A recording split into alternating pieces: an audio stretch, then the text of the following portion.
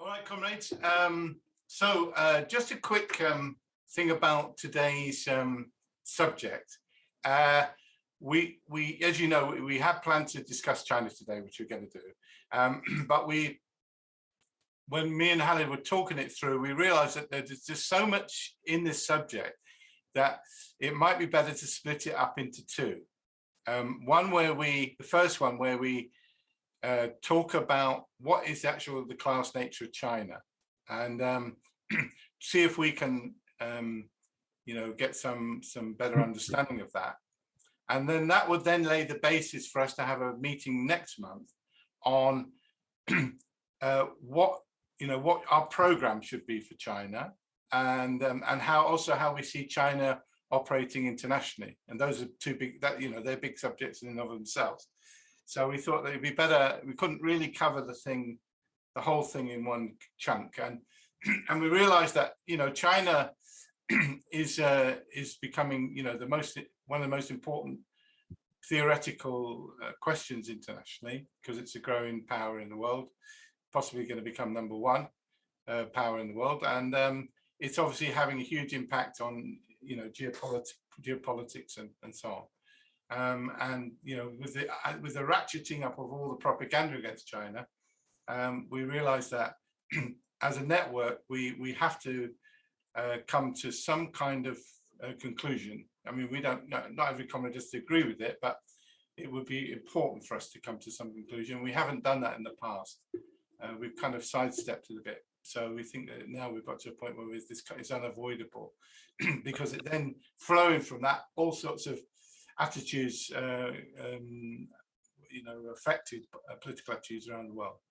So if comrades are okay about that, that's what Halid's prepared to talk about today. And we're in the process of producing a paper. We had hoped to have it out before today, but just hard work, but we're nearly finished on it. And we're going to come out with a paper on this question for comrades, just for further research and comrades to think about and stuff. All right. Okay. Halid, are you ready to fire away? Yeah, yes. Okay. Almost, yeah. Now, where's your picture? I can't see your picture. Okay. I think it's better. Yeah, that's the problem with the internet, Oh, okay. All right. I think it's better if I turn off the video to have a clear voice, otherwise there might be a problem with the internet. Yeah, that's right. Yeah, Pakistan's got terrible internet and power problems. Yeah, but I have the lowest quality, so that's another problem. Never mind. Maybe in the future we can do something about that. Yeah, I'm also hoping that there will be no power cut, So hopefully. Okay, keep fingers crossed. All right. Yeah. Well, while we still got you there, go for it. Yeah. Okay. Thanks, comrade, for giving me this opportunity to introduce this discussion on the class nature of China. And the reason is because the China has become one of the most important questions, not only for the left movement, but also generally in the world.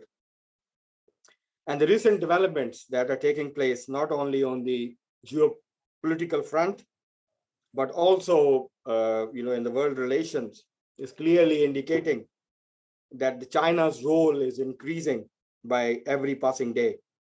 And the recent example of this this role we can see from the role China played in the peace deal that was made between Saudi Arabia and Iran in the Middle East. And that is we don't know still that whether it will stand, it will be a long-lasting peace deal, or it will falter. But that is a significant development, and that is also because today we are not discussing, how China is playing its international role, and I will confine myself to the subject that we are discussing today. But that clearly shows that how China is fast developing its role on the international stage. And with that, I will now move forward. China, the question of China and the nature of its, the class nature of China, the nature of Chinese state, and the China's economic and political system, it has a great interest not only for the left, but also for the academics around the world, academia around the world. And it's really interesting because we can see there are two clear positions that we can find among the left. There is a section of the left which declares that China is a capitalist and imperialist power, and it's the transformation from socialist planned economy to the capitalist economy has been completed. So China has become a capitalist state, capitalist country, and so it's also become, as a major capitalist power, it also has become an imperialist country. And now it's playing, and whatever is happening on the geopolitical front, it's an inter-imperialist rivalry that is developing between, on the one hand, China as an imperialist power, and on the other hand, America and its allies, the Western powers on the other hand. So it's nothing to do really with the working class and what is happening. It's not a positive development as far as the left is concerned. But we also have another view on that. Some Stalinists and Maoists, they still think that China is a socialist country. It's a socialist state. Its economy is still a socialist plan economy. And so we should provide uncritical support to China as a socialist state. And it's a battle between the two different systems. China represents something different from the Western powers and the Western capitalist system. So we have the option. We can take declare China as a socialist, capitalist, or go is really happening. What is really happening inside China? How its development is taking place, and what is the real nature of the Chinese society and the state? So I will, as Pat mentioned earlier, that today we will only confine ourselves to the discussion on the class nature of the Chinese society, whether it is a capitalist or imperialist, or it is a non-capitalist state socialist system. But in the next meeting, we will deal with the question of what should be the attitude of socialists towards China. I think it will be good if we can split this discussion and do it in two separate sessions to properly understand that whole question. And so if we, I will not go in detail in the history, what happened in China, but just mention a few things about the revolution of 1949, how it proceeded from there, and especially during Mao's era, but I will not go into detail into that. And one thing was we can said about the revolution in 1949, that it was not clearly a workers' revolution as it was in Russia in 1917, and it was carried out by the Communist Party. It was led by the Communist Party, but it was done through the army of the poor peasants, and the countryside led that revolution. So that was the main difference between, if we can draw a line between the revolution, the socialist revolution that was carried in Soviet Union, in Russia in 1917, and the Chinese revolution in 1949.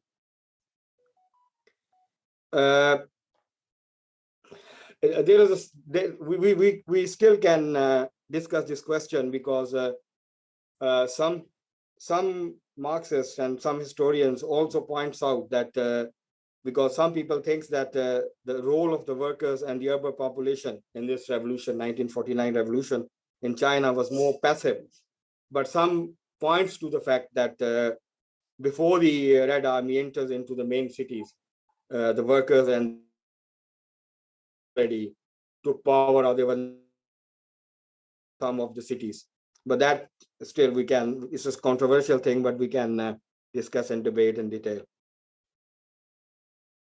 But despite having all the differences, The Chinese Revolution was a socialist revolution. It defeated the imperialists, overthrew the landlordism, taking means of production into state ownership, and established the Communist Party as the sole custodian of the state machine. And from here on till the death of Mao, it was a socialist planned economy. It does experimented, it did experimented, and some of the aspects of the Chinese economy we can say was similar to the Soviet Union, how the economic development took place in Soviet Union. But there are also some differences if we go into detail into it. But I will not go into it. Other comrades can come and elaborate that point. Yeah, it's it's really controversial because what Mao did from his great leap forward and from cultural evolution to his death, the China took different steps to develop its economy, and all these policies, the cultural revolution and great leap forward, it caused upheaval and disruption in the Chinese society and the economy. And so it was not a straightforward development. It adopted different tactics to develop the Chinese economy. But in general, it was a socialist plan economy that was there, top-down model, all these things were there. But after the Mao's death, when the reforms started to take place under Deng, and that was a really controversial point. And there are differences among the left, how they view that development under Deng. And what Deng did, he tried to open up the Chinese economy. He tried to change the course of the economic development from super industrialization and the other measures that took by Mao under Mao. He tried to reverse some of it or change it. And the reason was that all these things were happening despite the fact, that China made some progress under Mao. It made improvements in the health, in the life expectancy. It was increased significantly. It provided basic education to all the citizens. It developed some industries, steel industries and other industries. So it will be wrong to say that under Mao, China achieved nothing, really. It did achieve, but the issue of backwardness, economic backwardness of China was still there. There was poverty, there was hunger that was there. And China was still a backward country under Mao, despite achieving, making some improvements in the lives of the ordinary people in China. But the major issues were there. So when Deng took power in the 1976 and 7, then he started this process of market reforms to open up Chinese economy. And there was pressure that the situation needs to be changed, and so he did take measures, and one of the measures that he took was the farmers was given the power to lease the land and to decide on what to farm and how much, and allowed to sell any surplus over state quotas in local markets. This major change rapidly increased agriculture output, bringing an end to the hunger which had plagued Chinese society for thousands of years. Then the leadership began to relax the rules forbidding the creation of private businesses. As a result, tens of millions of small businesses opened up, many of them under control of the local communities in the local towns and villages. The party leadership also moved to attract foreign capital in order to modernize the economy and help it compete in the world market. As a result, many foreign companies came to China and opened factories there. Over time, the contrast to centrally planned economy model prevailing in the Soviet Union, in which prices were determined by the central government, more and more prices in China were allowed to be spontaneously determined by the market. The result of Deng's reforms, which continue in China today, has been to deliver the biggest economic growth in the world history. Many capitalists in the West want to claim credit for China's success, arguing that China has become capitalist, and this explains its phenomenal growth that it took place in the last 40 years and so. And here's again, because especially when many people, when they refer to the rapid economic development of China, they most of the time they mention that this economic development, the fast economic development, was a result of the market reforms that introduced by Deng. And they refused to go further and ignore the other aspects of the Chinese economy that was there, that helped to achieve that sustainable, long and sustained higher GDP growth for nearly 3 decades. And now, as a result of these reforms, a significant private sector growth in China. There was a growth, and now there is a big private sector exists in China, which is a cause of a controversy around that. And many on the left consider that because of the existence of a big private sector in China, it means that China has become a capitalist state, a capitalist economy. So I will deal with that question later, but that is how they try to describe it. And we have to accept the fact that, yes, there exists a big private sector that is playing, and there are many billionaires now in China. Nobody can deny that the fact. And China has become one of the most unequal country, in societies in the world, where even though the large part of the wealth that's been created in China and still been created in China goes to the state, but still a significant amount of wealth is also going in the hands of the Chinese billionaires and the private sector.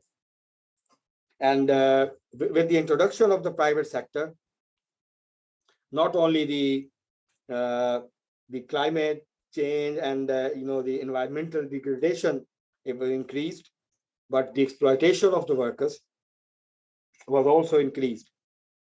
And so we cannot ignore that these things still exist in China. And now I will try to deal with the question that because that is the question that's been raised and asked many times, and many people raised this question, that why the China needed the reforms, why China took this path to reform its socialist plan economy, and why it opened up its economy for the exploitation for the Western capitalist companies, multinationals, and the investors. I will try to deal with this question briefly before moving forward.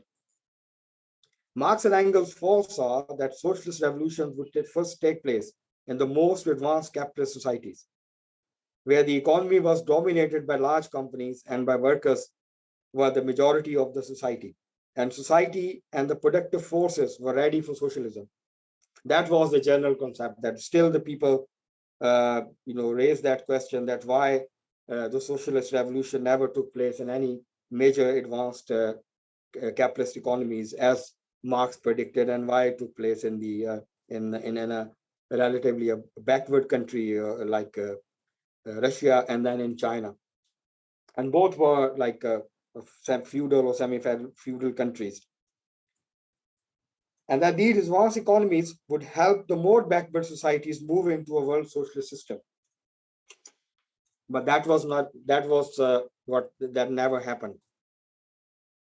But history produced socialist revolution in backward, largely feudal societies, trying to develop a mainly capitalist world. This produced a series of massive contradictions. Clearly, China could not hope to jump from a backward rural semi-feudal society into a modern, urbanized, industrial socialist nation overnight. Mao, in the Great Leap Forward, tried to do this and failed spectacularly. It was a big failure. Capitalism itself had to go through a long process of development based first on small-scale farming and small-scale businesses before a base was created for large companies and advanced mass production to emerge. In doing so, it was able to take advantage of the dynamic and unprecedented force of competition that drove expansion and innovation. This was a historically progressive phase of capitalism that Marx and Engels wrote about so clearly in the Communist Manifesto. The Chinese leadership after Mao realized that this early stage of production could not be short circuit.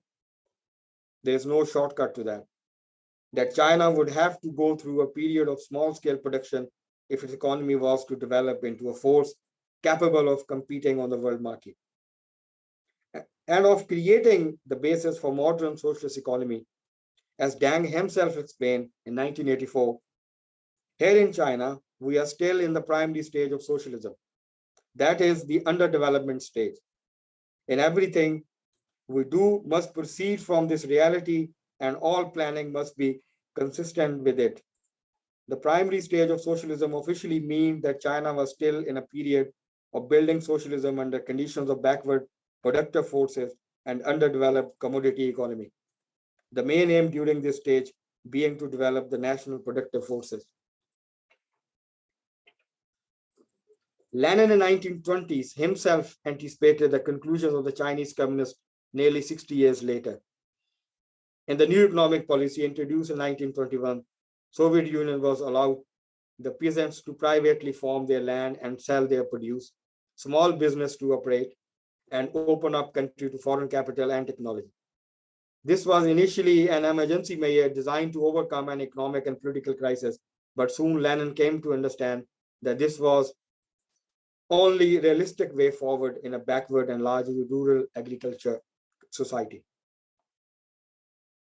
And now many people raise this question with the existence of the private sector in China and the existence of so many billionaires in China and the growing power of the billionaires, not only in the society but also in the Communist Party, in the Central Committee and other positions they are now holding in the CP. So there's a natural question arises here that is there any danger really exists for the immediate restoration of the capitalism in China? Can like in Soviet Union, can the Chinese system collapse like it did in Soviet Union in 1990-91? So I will briefly deal with that question.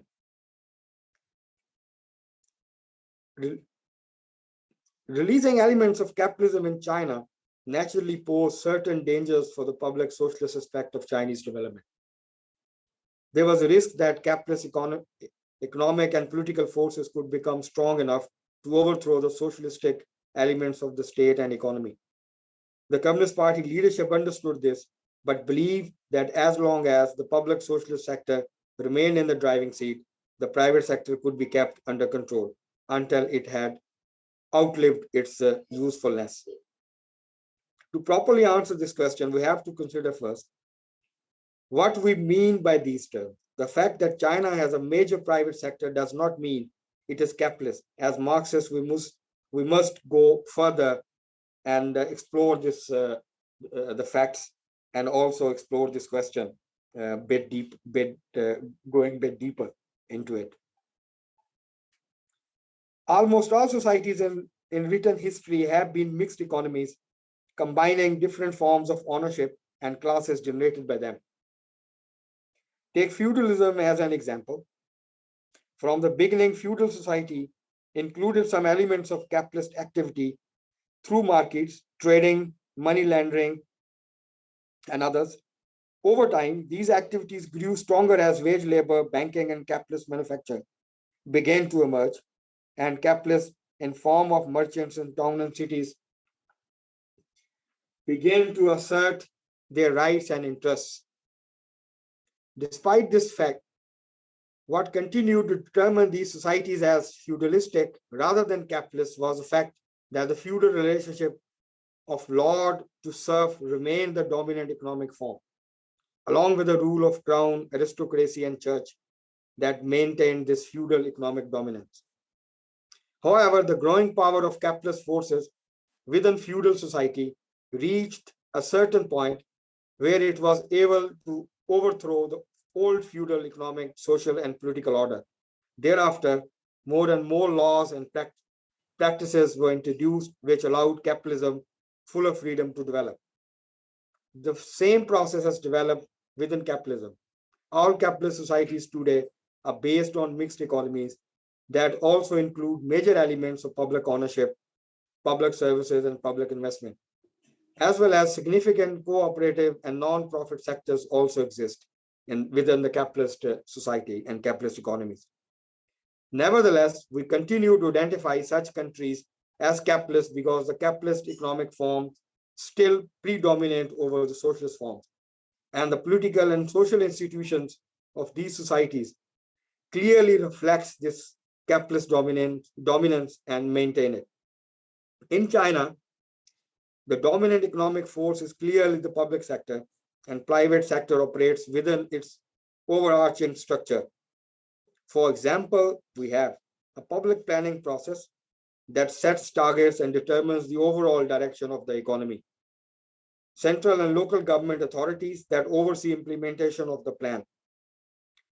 Publicly owned banks that decide on which sectors receive funding and loans. State-owned enterprises of all key sectors which are obliged to apply the essential aspects of the plan to production.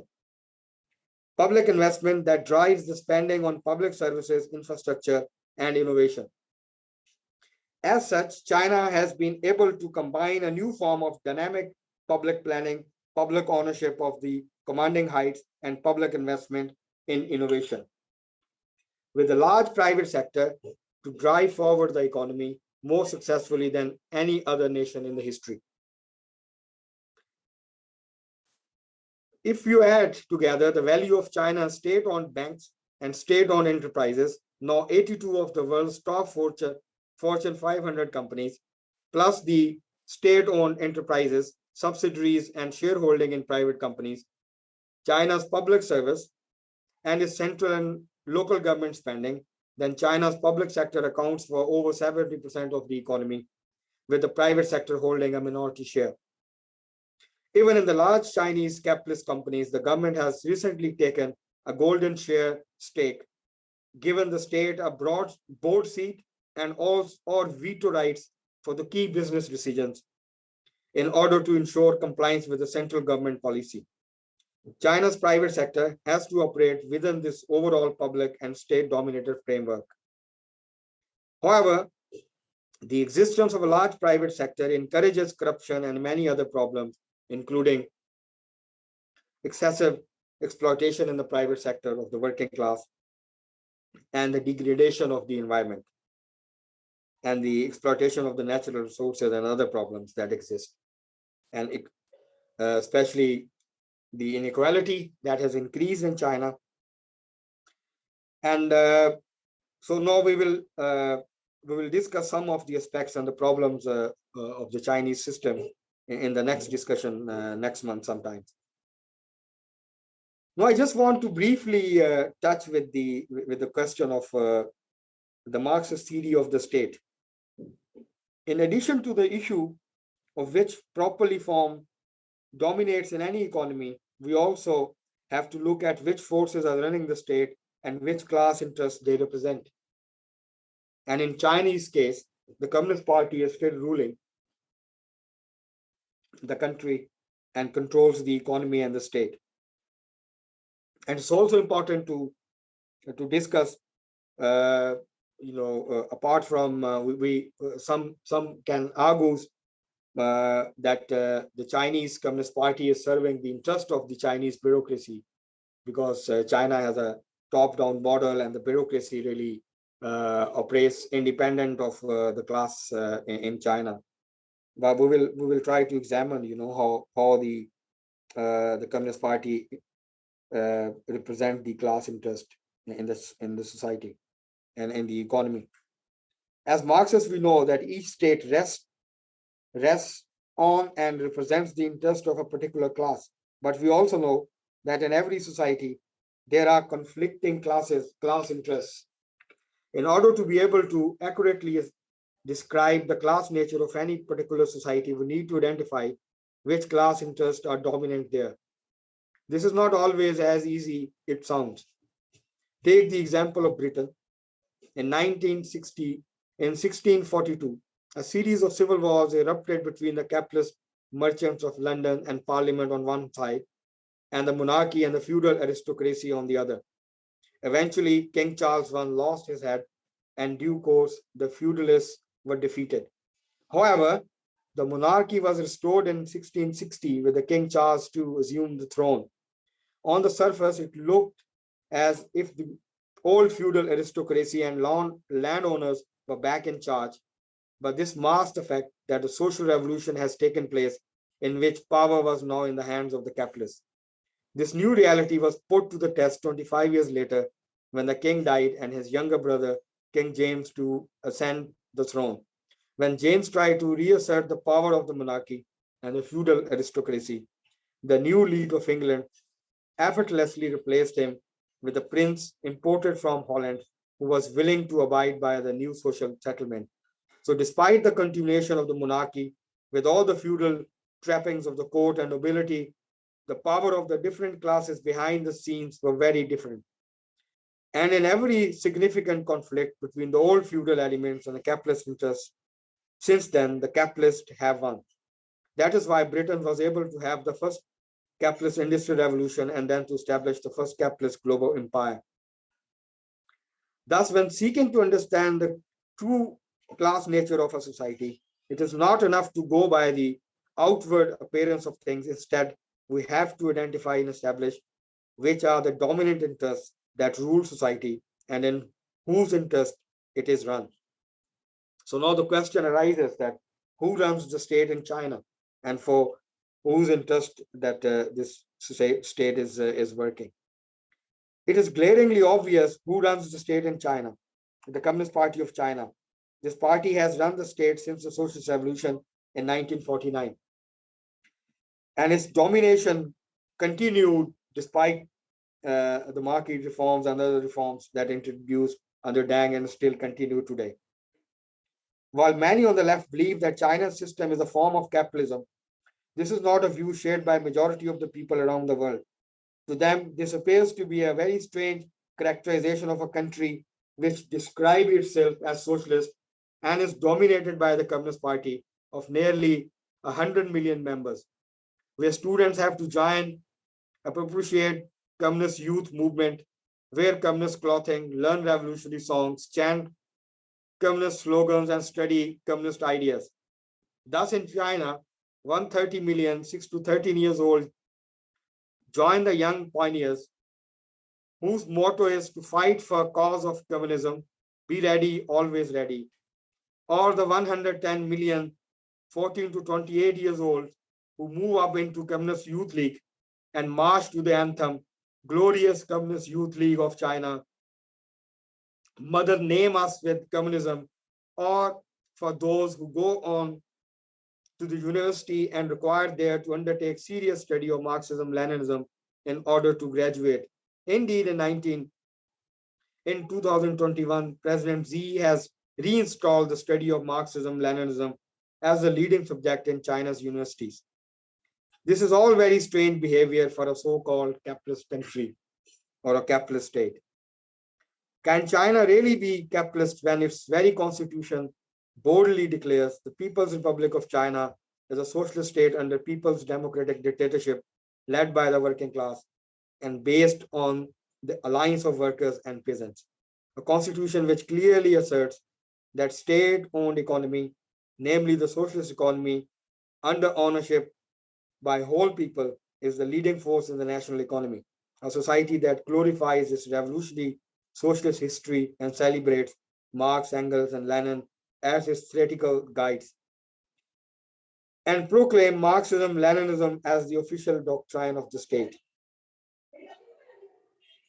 In this debate over whether China is a form of capitalism as a form of socialism, is obvious to the vast majority of the people across the world that China represents a very different system to capitalism. There is no need to dream up some artificial theoretical evaluation that flies in the face of the facts that everyone can see. As popular expression goes, if it walks like a duck and quacks like a duck, then perhaps it is a duck. Now we also need to go a bit into detail how China describes itself, but I will leave it to the other comrades to come on that question and explain this the how China explain itself. But I think it's also important that that how the people like Mike Pompeo and the others on the West describe China now. Mike Pompeo made a famous speech in 2020 when he was the secretary. He said, it's a relevant thing that I just want to read out for the comrades. We have to keep in mind that the CCP regime is a Marxist-Leninist regime. General Secretary Xi Jinping is a true believer in a bankrupt totalitarian ideology. It is this ideology that informs that his decades-long desire for global hegemony of Chinese communism. America no longer ignores the fundamental political and ideological differences between our countries, just as CCP has never ignored them. And Robert O'Brien, the US National Security Advisor, he goes further and explains that how he views the Chinese system and how he feels that China is different from the America and the other Western powers. For decades, conventional wisdom in both US political parties, the business community, academia, and media has held that it was only a matter of time before China would become more liberal, first economically and then politically. The more we opened our markets to China, the thinking went, the more we invested capital in China, the more we trained PRC bureaucrats, scientists, engineers, and even military officers, the more China would become like us. As China grew richer and stronger, we believe the Chinese Communist Party would liberalize to meet the rising democratic aspiration of its people. This was a bold, quintessentially American idea born of our innate optimism and by experience of our triumph over Soviet communism. Unfortunately, it turned out to be very naive. We could not have been more wrong, and this miscalculation is the greatest failure of American foreign policy since the 1930s. How did we make such mistake? How did we fail to understand the nature of the Chinese Communist Party? The answer is simple. Because we did not pay heed to the CCP's ideology. Instead of listening to what CCP leaders were saying and reading what they wrote in their key documents, we closed our eyes and ears. We wanted to believe that the party members were communist in the name only. Let us be clear, the Chinese Communist Party is a Marxist-Leninist organization. And now we can see that why first the Republican under Trump, why their attitude becomes very aggressive towards China. They started the trade war, they started the policy to contain China, and they become much more aggressive under Trump, and now they are continuing with the Biden, and then they started to realize, and if we also listen to other newcons and both Republicans and Democrat leaders, now they are clearly saying that we were wrong, and we miscalculated the direction where China is heading. And now they started to realize that China is not moving on a capitalist path. And now they started to feel that China is doing something different what they initially thought. And now they are preparing to increase the tension. Now, they have really made Taiwan as a flashpoint. They also wants to open different fronts to engage China, not only economically to contain it, to contain its rise, but also militarily. And now they are thinking about different options to engage China on limited, military front. But that we need to see, whether they can do it or not. But they are calculating now, and there is also serious thinking on the part of the American policymakers that they might have missed a chance, or they are too late now to contain China as it continued to rise. And we also can see, because there was many economists were very pessimistic about the outlook of the Chinese economy for the next 2 years or next couple of years. But now the Chinese economy is rebounding, and it's strongly started to grow again. So it will be interesting to see how China will grow further from here on, and how America and the other Western powers respond to it. The Biden administration not only maintained this Republican view of China, it has deepened and extended it.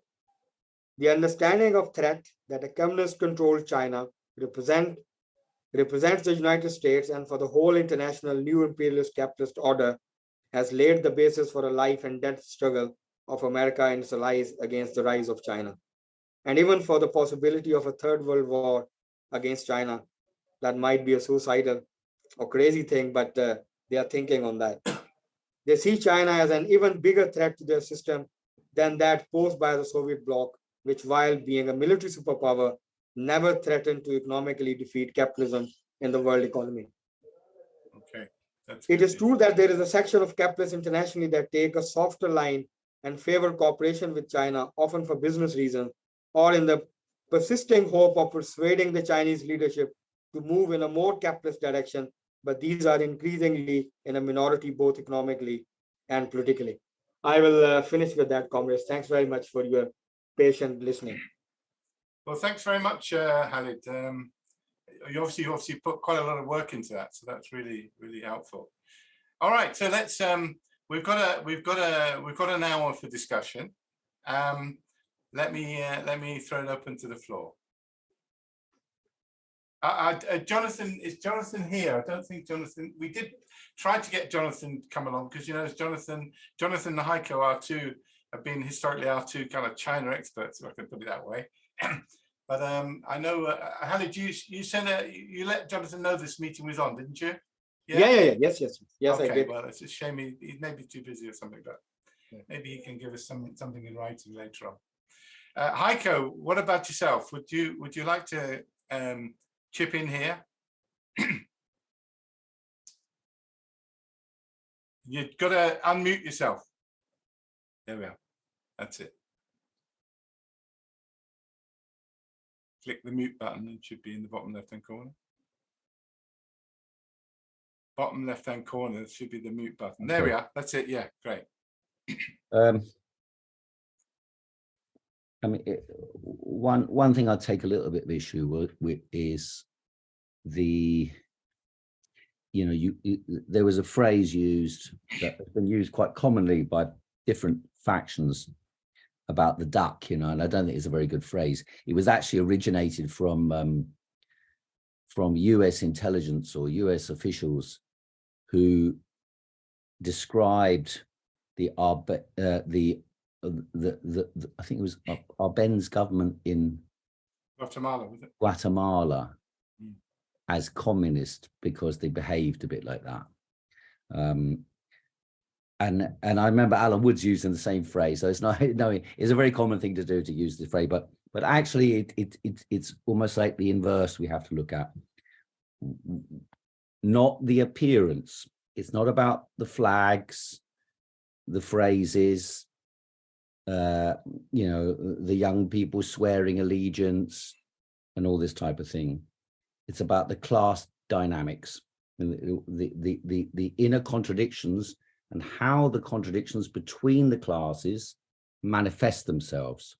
On the one side, the primary contradiction and its manifestation is public ownership and planning.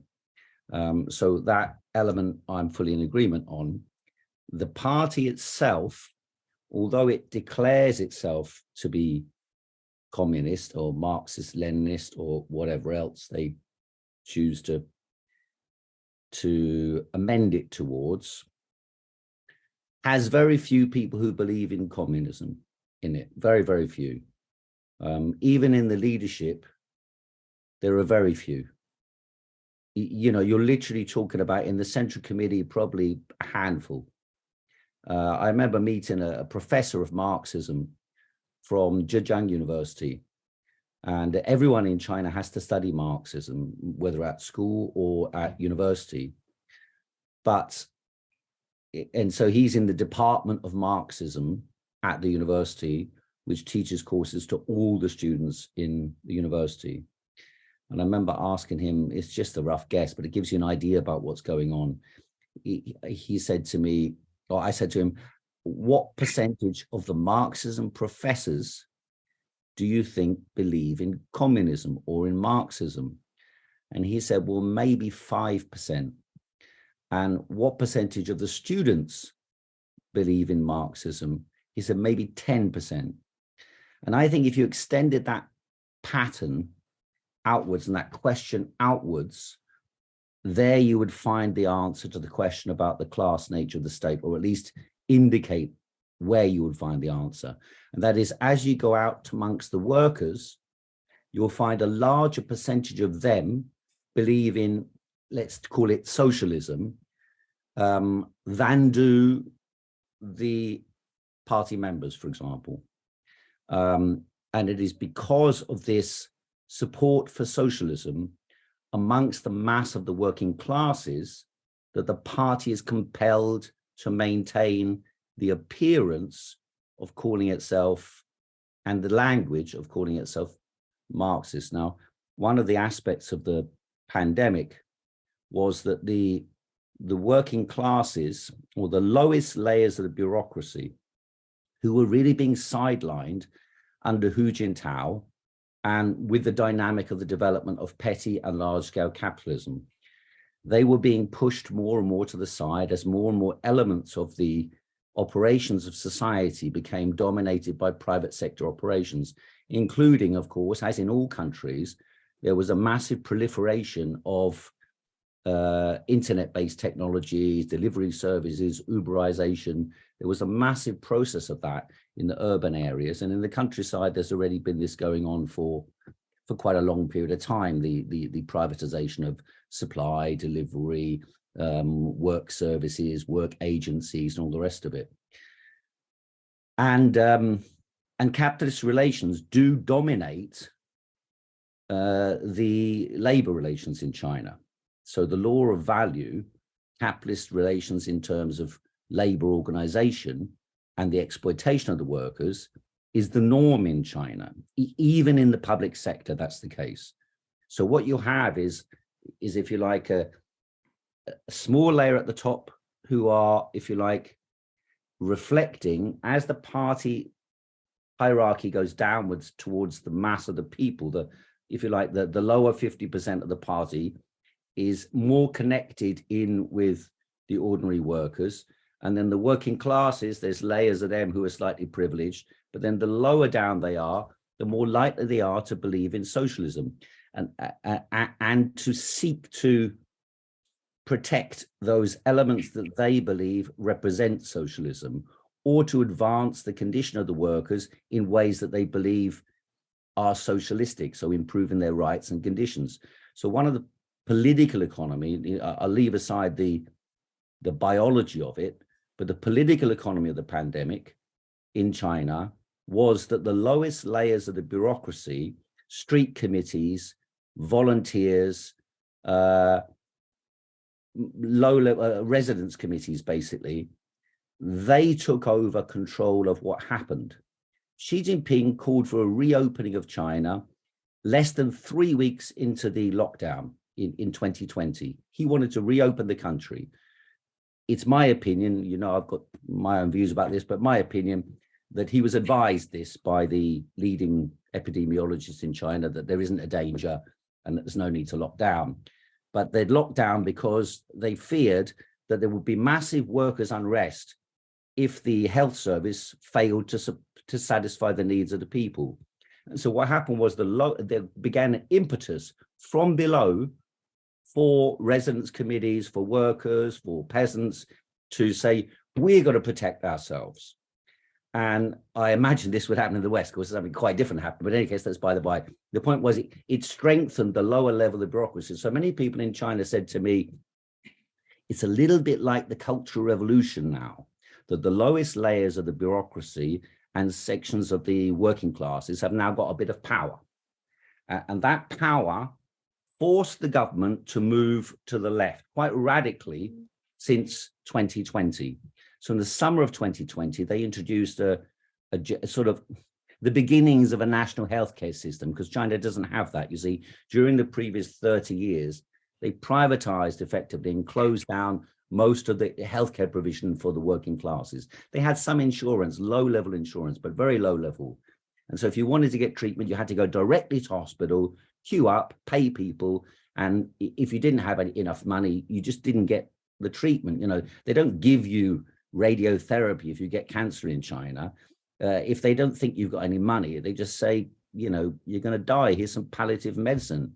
And people go home and they buy the ingredients for radiotherapy online. And then they try and make the thing up at home and give it to their grandmother, whoever's got cancer.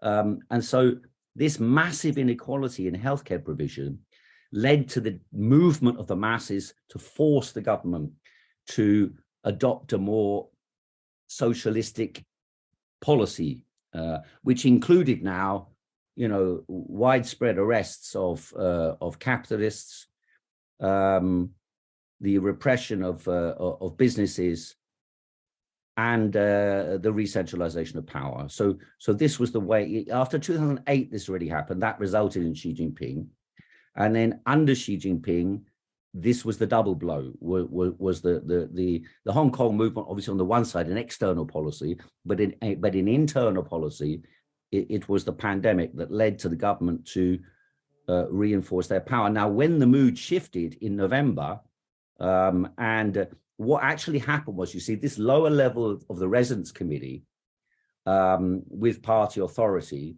were locking people in buildings when about half of China never locked down, but about half of China, when it was locked down, or about a third of China was locked down in November, the residence committees were connected in with local party officials. So they tried to do this stringent campaign because that was what determined how well they'd done.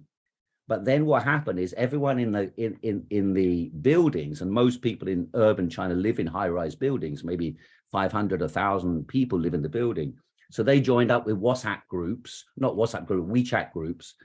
And when the mood became angry, they got together. So say a residence committee had said, oh, we're going to block, say the external residence committee had blocked off the lifts, for example, and people couldn't move up and down in a building. Then the residents began to get mobilized, and inside the buildings, they created these sort of committees, if you like, or internal committee, which is the genuine mass involvement, to deal with the front door. And then suddenly everyone go downstairs and argue with the people on the door, and then the door will be broken. And so that's why it happened so quickly, that they moved from officially zero COVID, that had at least officially the support, to complete abolition of everything within a matter of weeks. And in the West, they predicted this would result in millions of deaths and disaster and so on. It didn't do anything of the sort. So all this strengthened the lowest layers. So the working classes were strengthened, the residents themselves were strengthened vis-a-vis the residence committee. The residence committee was strengthened vis-a-vis the local party was strengthened vis-a-vis the national party. So it's the lowest layers of the population who've gained authority and power during the process of the last period, which again is this idea that if you like, if you look at the writings of Trotsky and the left opposition in the run-up to 1928, they were calling for changes, and then the party, under pressure from below, fearing a counter-revolution, it's not quite what we got here, but fearing this type of dynamic, moved against it, and the pressure came from below to change the line.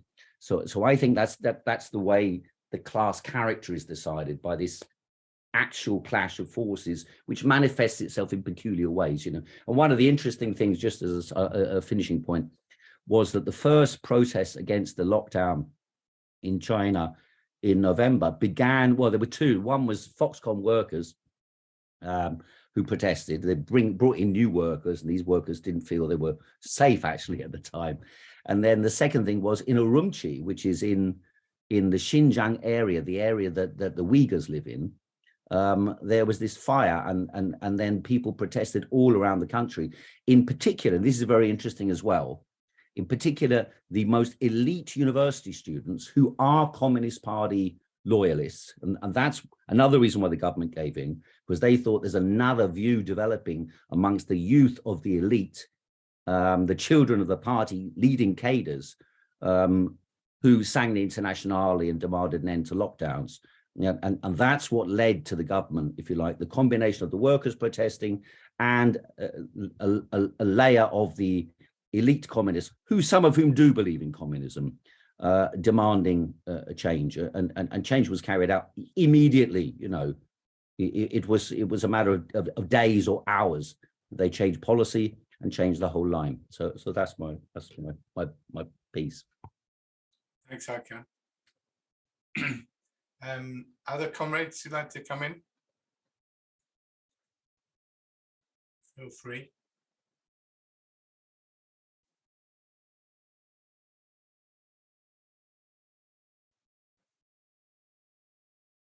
Don't know if I should embarrass you. Roy, did you want to say anything?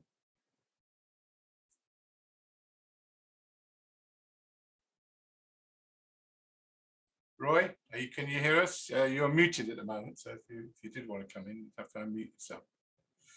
I can't see you on the video. That's the only thing. Yeah, maybe. I'm sorry, Pat. Right. I'm busy doing a job at the moment. All right. So okay. no worries. I'm just going to be listening All right. at the moment, I think. Okay. I Cheers, Pat. No problem. Okay, bye. How about Yen? Yen, did you want to come in and say anything about this question of, the class nature of China? No, not now. Not. Yeah. Perhaps you'll come in on, when we do the session next month on, the international aspects of this and so on. We might have something to say about that. How about Themos? Did you manage to catch much of the introduction? No, unfortunately, I made them. I confused the times, and I came in an hour later, and it's no worries.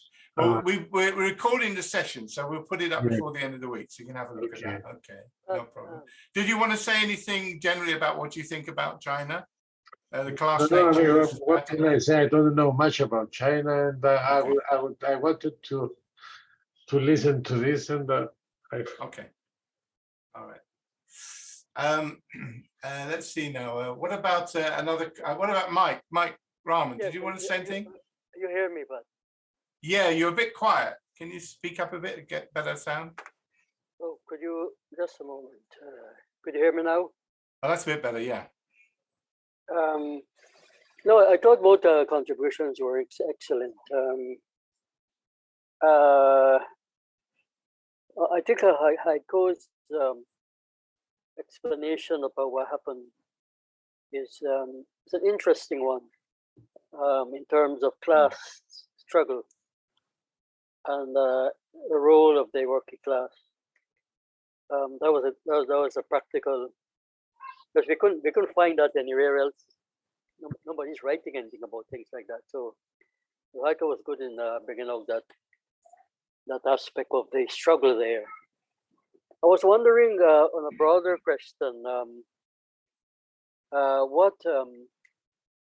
China can, I believe, I don't know if they're doing it, but I think its embassies need to develop better relationships with left-wing organizations in the different countries in the world.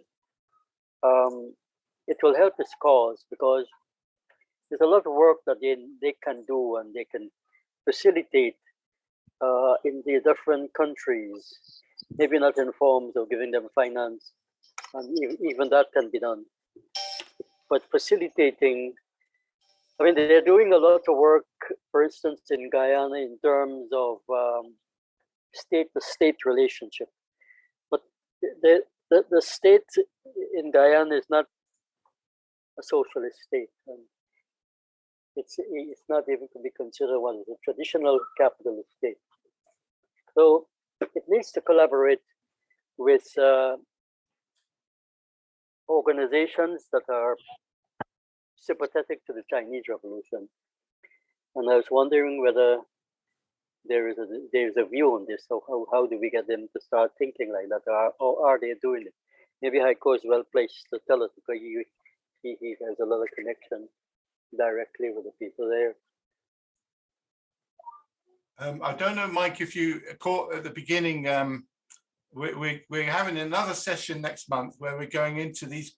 This will naturally flow out of that, where we talk about what our attitude to the Chinese, what our program should be for China, and what our attitude should be to what they're doing internationally. And then that will flow exactly what you're talking about. We'll go into talk about those questions. I think important.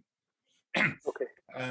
Any other comrade from Pakistan who would like? We've got quite a few comrades from Pakistan here. Any of you like to comment? Like to come in? Like Altaf or Sajjad or Wali? Any of you like to come in?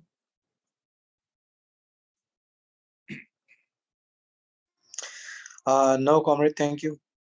Just want to listening, all of you. Okay. Just one little fact, which relating to what Khalid said in his introduction. He mentioned about inequality in China, and in that regard, he said it was one of the worst in the world. But I didn't remember that being the case from statistics. So I did a quick check while I was listening, and the figure that comes up is that according to the most recent Global Finance Inequality Index, which is, by the way, a capitalist institution that does this, so it's not a friend of China. So their figures for 2022 showed China actually 82nd in the inequality ranking, with the top countries, the most unequal going downwards. So I think actually, obviously China has a lot of inequality, there's no question about that. And they have a huge amount of billionaires, but sometimes we forget that China also has a huge population. So and also I remember a statistic that showed that China had its rise in inequality started to level off around 2008 and had fallen a little bit since then.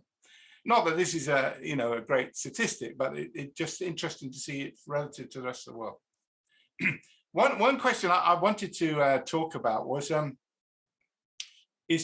what I think is a pretty strange attitude of the left internationally, not the whole left, but a large section of the left. And I do feel that sadly too much of the left, judging, I've had discussions online with different people, and I found that the stuff they come out with is just so parroting of the propaganda that they're hearing all around them in the West. And they've been hearing it for so long that they haven't stopped it. One, they obviously don't know a lot about China, and they haven't made an effort to find out or even to think it through. I mean, for example, they give the idea that China is this kind of dystopian hellscape, like a prison, and everybody's discontented somehow or other in that. But if you look at the opinion polls that are done of China, with all the limitations, these are opinion polls done by American institutions of all things. They do find that the vast majority of Chinese are relatively happy with the way things are going in their country, which is not surprising given that living standards are rising, housing is getting better, transportation, and they see their societies progressing in many fields. The test of this is that, you remember in the Soviet Union, people weren't able to go on holiday outside the Soviet bloc, Soviet Union and Eastern Europe, they were not able to go on holiday unless they had, special permission. It was usually given to people who the society, the government trusted to be safe to go outside and go to the West. And there was all that thing about, defections. Do you remember there were all these, in the Soviet era, in the Cold War, there were these defections where people, ballet groups would go to Paris and then people would defect, or scientists or sports stars or whatever. And even within the Soviet Union, there were large areas of the Soviet Union you couldn't go on holiday to, and if you wanted to go on a holiday, you had to go as part of a group organized by the Sputnik travel agents, etc. Now there might be some exaggerations about that, but I think, as far as I remember, that was generally the situation. I went on a delegation to the Soviet Union in 1980, and I remember it being like that. But look at China. Before the pandemic, and the last statistic available, I think, was 2019. 150 million Chinese went on a holiday abroad. And a lot of these places they went to was Philippines, Thailand, but also they went to Europe. They came to, I met some of them in Turkey, and they all went back home. And I think we're going to get the same. I think this year they're talking about maybe 100 million will go on holiday. It's a big pent up demand now that the lockdown's been lifted. Now, you can't make that up. I mean, people are going to go on holiday and they're going to come back. China can hardly be this hellscape that they're trying to make it out to be. But the left, and when I talk to them, they go along with this, and they think that life in China is, people are cringing on the street corners when they see a policeman, if they ever do see one of them. Apparently, there are not so many of them about. So I find that that's a big problem. And something that needs to be counteracted. The other strange thing is that that this idea that somehow or other that the Chinese Communist Party leadership is wearing this Marxist mask, which they kind of we're pretending to be socialists and Marxists and whatever else, but secretly we're capitalists and we're really just doing this as a front. It doesn't make a lot of sense. It's similarly like the day-to-day things. For example, this campaign that was mounted for about 8 years and finished about 18 months ago, where they declared the end of extreme poverty. Now, I know extreme poverty in China is very low, it's very poor. People are incredibly poor, just a few dollars a day or something like that. But the fact that they have, as a developing country, which they still are, have abolished extreme poverty, and they went to great lengths. I mean, they had to mobilize millions of party members for over 8 years. They had to go and visit the people's families, take notes of their situation, trying to come up with solutions to did they need work? Did they need help with setting up a business? Did they need their house being repaired? Did they need Social Security? Whatever. It was a huge operation. And nowhere in the capitalist world in history have we ever seen anything like that. I mean, in the capitalist countries, that their phrase is, the poor will always be with us. That's their famous phrase. And so, there's always an underclass in every capitalist society. And of course, that underclass is getting bigger and bigger now. So China's going the opposite direction. So there's lots of examples. I mean, there's so many examples to go into, which are just not typical of a capitalist society. They're just counter to the way capitalism operates. I mean, even the whole question of, the capitalist West is dominated by neoliberal ideas, which is all about, privatizing things and cutting back public social services and allowing wealth inequality to rip and so on.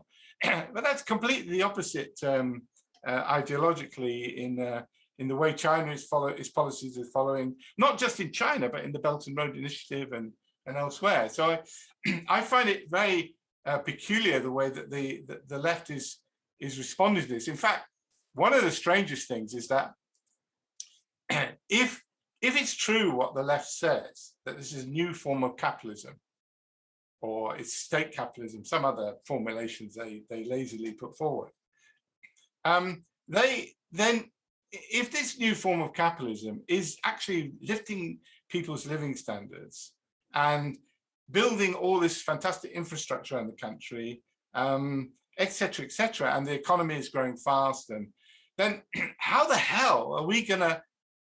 It's a depressing future for the left, because if they're delivering all these things, what's the point of the socialist alternative? I mean, you could say, yeah, that okay, they need to have more, you know, genuine workers' democracy in China, but on the basic bread and butter issues, it seems that China is increasingly delivering. So if that's capitalism, God help us, because there's a new form of capitalism. And let's face it, if China has become the dominant country in the world, then that form of capitalism is what's going to supersede the other form of capitalism. So we might as well give up and go home, you know, if this is true. So I just think, and if you put it the other way around, if it's true that China is a version of well, you can quibble about the terminology, but if it's a version of socialism, a bureaucratic state top-down version, be that as it may, then that, and it's becoming more increasingly successful because of the way that it's applied, the way it's planning, flexible planning is working, the way it's managed this relationship between the public sector and the private sector and so on, then actually that should be a matter, we should be shouting this from the rooftops, because versus, if you compare this to the classic capitalist approach, and neoliberalism is actually, if you look at it, neoliberalism is not the exception. It was the post-war settlement that was the exception. Neoliberalism is the resumption of normal business for capitalism in terms of its operation of the past. So if you compare what China's doing with what it's doing internationally with what the capitalists in the West are doing, this should be a thing that we can actually point to and show that that socialist ideas of public ownership planning work. But the left has got into this crazy, a lot of the left has got into this crazy mindset where they are bitterly opposed. It's almost like they have more hatred for the Chinese regime than they do for the capitalists. It's a very, and that they live under this capitalist regime, perhaps they just got used to it, but it seems very strange to me. So that's my tuppence into this discussion. Anybody else who'd like to come in? If I can comment on this this last comment part, I think it would be somewhat somewhat dangerous to try to find a specific label for China or for any other country that hasn't got the classic classic categories that's going on. I mean, China is a centrally planned economy, in a sense, but it is based on planning what the capitalists of China are doing. So this is bound to be a sort of in between system of running the economy, and I would rather try to find which direction is this going, and because we are going to have a clash at some stage. Who is controlling the system, the party or the billionaires? And the question of inequality also, I wouldn't trust much the Western definitions of inequality, because what they measure, I tried to lately to see what sort of what does it mean, these indices of inequality. And they don't really try to see the inequality between Bezos and the average worker. They try to mostly find inequality between the upper and lower layers of the workers rather than anything else. And this is probably done deliberately, because this is what is important for them. I'm not saying that this is so clearly done, but it's the way it is on that.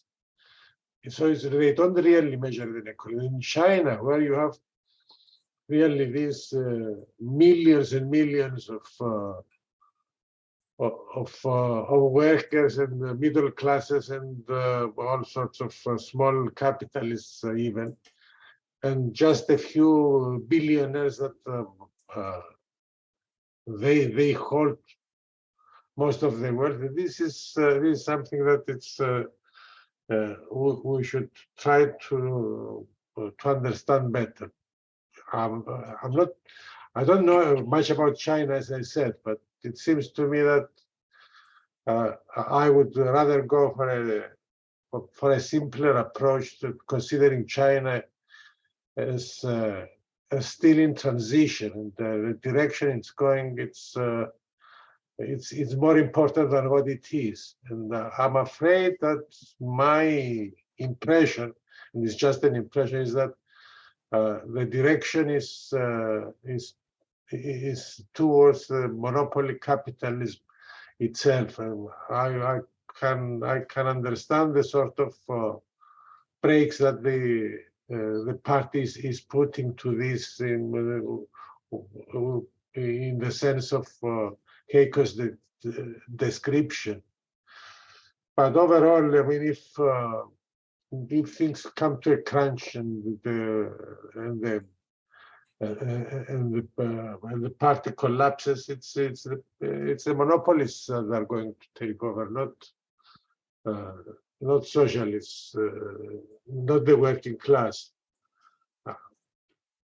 It's a possibility. I'm not, as I said, I want to qualify this with my very little knowledge of what's going on in China.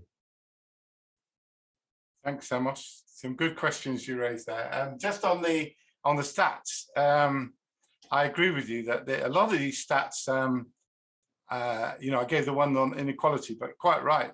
How do they measure these things? For example, on average earnings, that, you know, how they talk about living standards between countries and they say average earnings, but that's a meaningless concept. What you actually have to look at least is look at median earnings. So when you look at the median earnings of American workers, it's much, much lower than if you give this average earnings, which is putting the rich together with the poor and coming out with an average, you know, of course. So, of course, if there's huge inequality, which we know there is, then that will bump up artificially. We've got the same problem with the GDP figures, which appear to be more and more have to be called into question. You know, it doesn't make a lot of sense. I mean, anyway, but that's the same about China. I think the GDP figures don't reflect the true power of the Chinese economy. Heiko, you wanted to say something there. Go ahead. Yeah, I think in relation to what Themos had just said, there were a number of articles which I think were quite accurate in describing this dynamic, that were there a free election in China, that someone to the far left of Xi Jinping would get 60 or 70% of the vote. So it's not that, you know, that sort of illustrates the kind of pressure I'm talking about. You know, these millions of migrant workers, you can sort of imagine that they're like the European working class in the late 1960s or in the early 1960s, feeling confident, living standards improving. They've got in a little bit of money to send home. At home, they can build a big house in the countryside. They've got a piece of land, still quite a lot of them, or their family have still got a piece of land. So they've got and they've been offered, a lot of them, brand new apartments in the cities. So the program of integrating the migrants into urban life is like if the inverse of what happened with Brexit. So with Brexit, all the Europeans had their rights taken away. So the inverse of that is that the migrant workers are getting permitted to have rights in the cities by groups of 100 million. Basically, every few years, that 100 million more are given urban residence rights, which means you then can you basically jump from being like living in a backward country, like, you know, just some worker without rights, just eking out an existence or working wherever you can, to someone like, a Western European context who's got welfare rights and housing rights and, healthcare rights and this sort of thing. So it's a vast difference. It's still a semi-apartheid regime in China, depending on where your resident status is. So because most of the working class are migrant workers, even in cities like Beijing or Shanghai, most of the workers are migrants, and they don't have rights until their status is changed.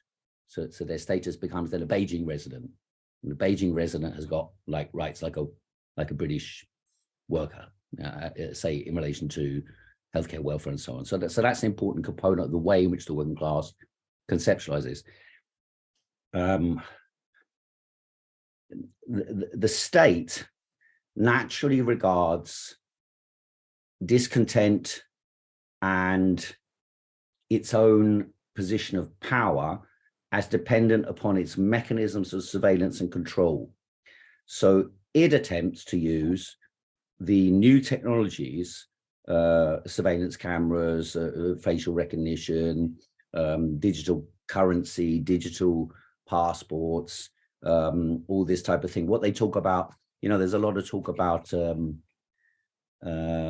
global digital surveillance state.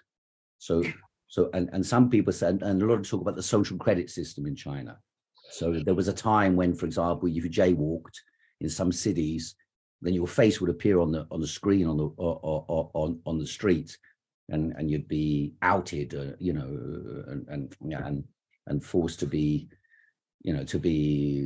humiliated by the public. Of course, that's always existed. Cultural Revolution, they used to put people dunce's hat on people, but of course, with the surveillance state, in theory, that could be extended everywhere. But actually, this has been massively exaggerated. There were 20 experiments, I think it was, in different cities where they tried out a generalized social credit system. So, for example, if you behave badly, then you can't get an aeroplane ticket, or then they can pin you down.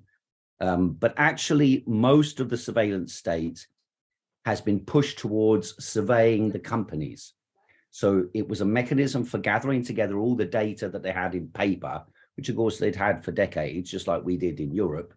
And they rapidly wanted to get all that paper documentation and records into central databases or local data or citywide databases that could allow you to get some control over planning what happens, basically. But most of that focus has been on the private sector companies, not on individual people. Of course, in the West, they made a big deal and made it, everyone's being watched all the time by the state. It's actually not true. They haven't established this surveillance state. They did do experiments with it, but they haven't established it. And actually, the surveillance state in many ways in the West is much more sophisticated, because you've got a direct connection between the big companies and the private sector enterprises, which is developing in China, but at the moment, it still doesn't really exist. So it's less of a surveillance state than they make out, and certainly less coordinated than they make out. But of course, the way to deal, the attitude of the party security apparatus is that they would like to increase this surveillance state to try and nip any unrest in the bud. And that's the main criteria for success of a party official in China. Is there if there's social unrest in your area and it's not resolved, you lose your job and your prospects for promotion are finished and all the rest of it. And you're supposed to work maybe 3 years in one place and then move upwards. If you're good, you move upwards, up the ladder, eventually becoming, a mayor or a city governor or something like that.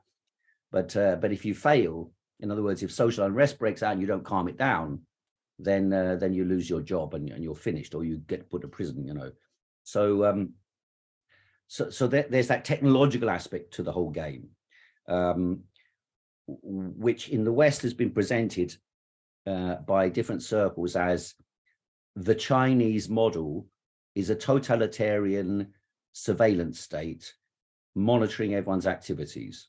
So that's been presented by a lot of people as, if you like, the lockdowns in the West represented the signification of state power in the West. And in actual fact, one of the reasons why a lot of the left a lot of them actually are becoming quite supportive of China, particularly around the zero COVID story and all the rest of it. And what they're envious of in sections of social democracy is the fact that China's growth happens because you've got a significant state investment. So you've got people like Mariana Matsotakis and people like this saying, you know, if you only have large scale state investment, then you could challenge China. Then you're falling behind because you're not investing like China is.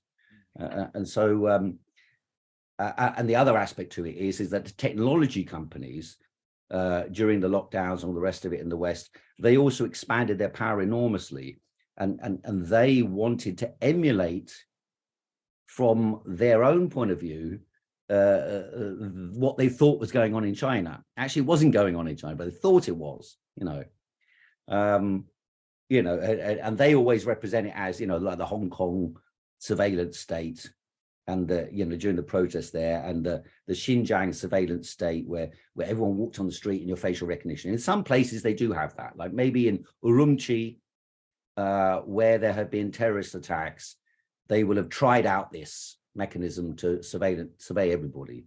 Because it was undermined partly by everyone wearing a mask, the government sort of undermined its own position by doing that. Well, then they tried to do it just based on the eyes, much more difficult to be able to do. So that's another aspect. It was always an aspect in the Soviet Union as well. Can you use data, big data collected from the population, to facilitate economic development? So there were a lot of Soviet mathematicians and Soviet planners who tried to use cybernetics from the 1960s and 70s and 80s onwards as the mechanism for, if you like, improving the plan to compete with the market.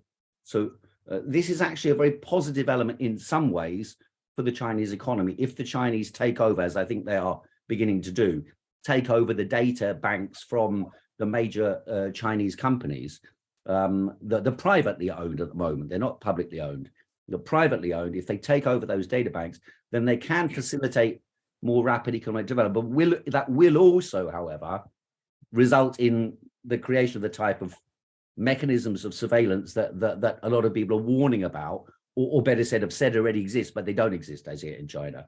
They're actually more, I think they're more integrated in the West than they are in China. But the Chinese are trying to do that as well. There's no doubt about it. So this is the new battle game, is about the data game, and which comes onto the whole Taiwan and all the rest of it. But I'll leave that aside for the minute, because that's, as you said, the next discussion. Yeah, Heiko, on that point you were making about the databases, I saw, that the crackdown on the tech sector, there's been a lot of publicity about. Half of that crackdown was about the databases that the Chinese government has implemented a strong, if not stronger, policy on privacy. It's an irony, that's isn't right. it? That's true. Yeah.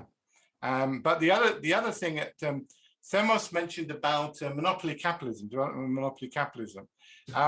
That crackdown on the tech sector was to do with that question, because they felt that the tech sector was becoming bigger and bigger, was going to gobble up a large section of the economy, and that it was out of their control. Yeah. And one of the things that they what they're trying to do in the capitalist sector, I think this is a very good thing they're doing, but I think you can only go so far with this, is they're precisely trying to stop the development of monopoly capitalism. They've seen the damage this is doing in the West under neoliberalism, and how that is actually leading to a fall in investment, lead to a fall in competition and innovation. So what they did, they brought in a number of measures which were greatly welcomed. Funnily enough, in the West, it was welcomed by people who know about this stuff, who were representing the small startups in technology and small businesses. So, for example, Alibaba was using its platform, like Amazon is doing. It was using its control of the e-commerce platform to undermine small businesses and steal their ideas and all sorts of maneuvers. And so they've tried to crack down on that, and in other sectors of the new technology, because they want to encourage startups and a healthy because they're thinking is quite rightly, if we've got capitalism, let's make it work as capitalism, the benefits of capitalism. Whereas neoliberalism has got this innate, as capitalism's got this innate tendency to do away with competition. And so I think on that aspect, the Chinese are already on top of this question. But the question, the wider question, I'll leave that to Khalid maybe to come back in on this question of transition. You know, what are we in a transition from, and to where? What is it? You know, that question of the nature of the system we're in. You know. All right, Khalid, do you want to maybe come in now and maybe wrap up the discussion? You've got about 15 minutes if you can. Yeah. Khalid, can you unmute yourself if you're still there? Hopefully you're online. Yes, I'm there. I'm here, yeah. All right, man. All right, so can I leave it to you to finish the discussion? You've got 15 minutes, all right? Yes, I think it was a good discussion. Comrade Heiko, Temos, Pat, and others, they made not only raised questions, but also made important contributions. I think it will be difficult to, to cover all aspects of what is happening in China in one small discussion like this. We need to continue to have more discussions on that, on different aspects of the economic development and the processes that are taking place in China. It was interesting what Heiko said, and he pointed out that what is happening in the working class, and how the working class is reacting, the different sections of the working class is reacting to the policies, and what is happening in China, and how they are forcing the bureaucrats, at different levels to respond to the needs and demands of the people. And if it's not exaggeration, I don't really know, but I think China is among one of the most responsive governments in the world, who respond to the demands of the people, the population.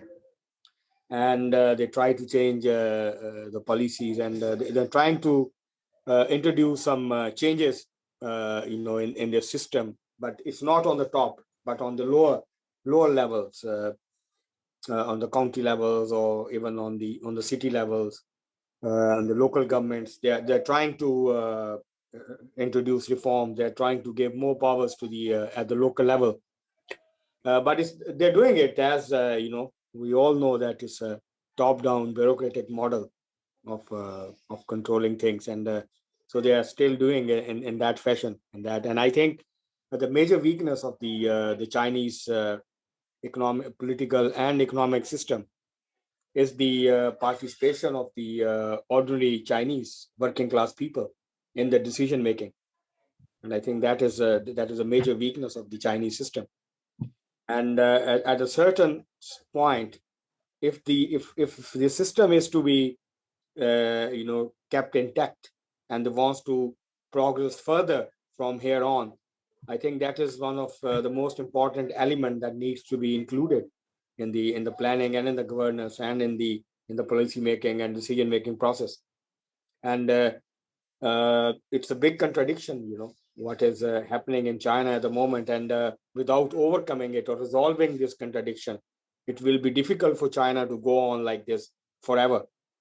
At a certain stage, the Chinese bureaucracy has to make the decision to that whether they want to introduce a real workers' democracy or participatory democracy in China, or they just want to continue the existing rule of the party bureaucracy, and a tiny handful of top bureaucrats.